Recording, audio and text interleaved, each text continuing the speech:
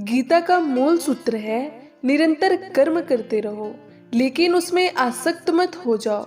जिस ओर मन का विशेष झुकाव होता है, मोटे रूप से उसे ही संस्कार कह सकते हैं।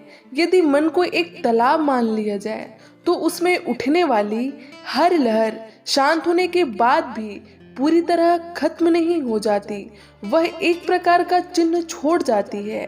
साथ ही ऐसी संभावना का निर्माण कर जाती है जिससे वह लहर दोबारा फिर से उठ सके। इस चिन्ह तथा इस लहर के फिर से उठने की संभावना को मिलाकर हम संस्कार कह सकते हैं।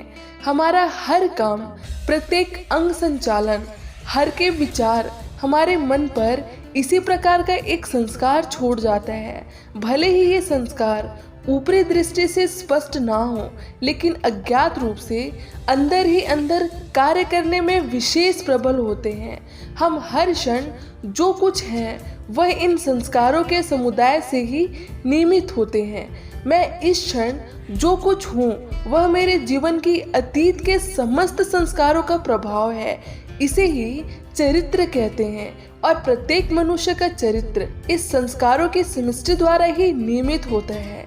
यदि अच्छे संस्कार प्रबल रहे तो इंसान का चरित्र अच्छा होता है, और यदि अशुभ संस्कार बलवान हो तो चरित्र बुरा।